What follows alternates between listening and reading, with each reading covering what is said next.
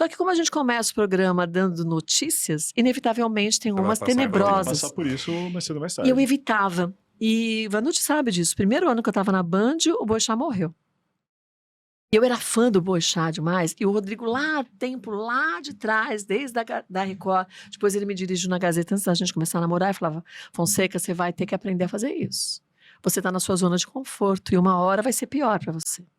E eu falei: não quero saber. Todo mundo faz isso, eu não vou fazer. Aquela aquariana teimosa. Não quero fazer, O não vou signo fazer. gritando É, o ali, signo, não é mesmo? com ascendente e a lua, não. Meu Deus! Aí, Divertidamente. O né? divertidamente não, aqui, ó, tem tudo só lá. a maquininha puxando Que aqui de as divertido não tem nada. Exato, nada, exato. É só o nome.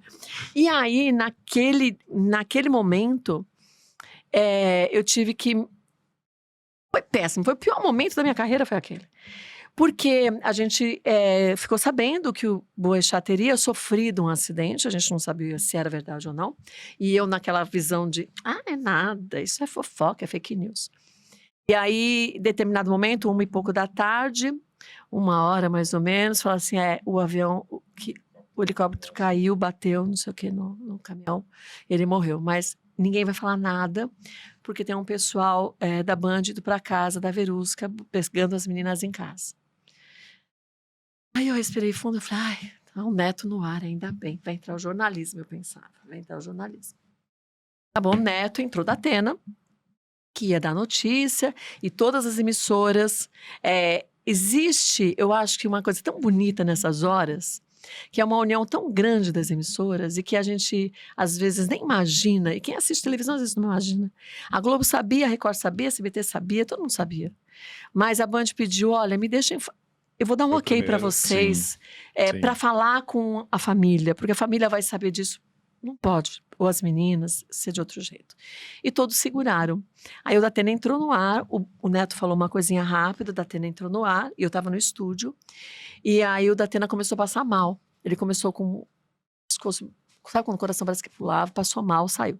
O Rodrigo falou para mim, Kátia, nós vamos pôr um VT do Boechat, você tem 5 minutos para respirar, porque vai entrar contigo. Eu falei, o quê? Então, mas é engraçado que as coisas acontecem na minha vida sempre da noite pro dia. As coisas mais difíceis para mim, tanto boas como ruins, elas acontecem da noite pro dia, para eu não ter tempo de pensar.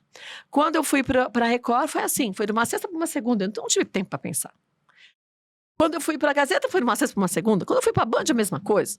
Então foi um dia, assinou, depois daqui 13 dias você já tá aqui. Eu falei, tá bom, tudo bem. Então como que eu vou fazer, como eu vou organizar? Você não tem tempo para pensar. E aquele dia eu não tive tempo para pensar, foram 5 minutos. E foram terríveis, que eu falei, cara, como é que eu posso falar um negócio desse? Eu sempre fugi disso. Eu não tenho o que falar. E o Rodrigo falava, respira. Eu falava, respira. E meu coração fazia... Me dava dor de estômago, eu suava, eu falava, ai meu Deus, eu não queria fazer isso. Isso foi muito importante para mim, porque eu vi que eu fugia de algo que me fazia mal, mas que na profissão eu precisava saber separar em alguns momentos isso. E eu fiquei, para mim, foram 15 minutos, mas para mim eram umas 500 mil horas, assim. O Alex veio, e o Alex sempre tem uma característica muito legal, a gente se complementa muito bem nas coisas, de olhares e tudo mais. Ele viu que eu estava assim, aí eu chorava, olha, foi uma coisa tenebrosa, porque apareciam as imagens, eu falei, cara, mas como eu posso ver isso?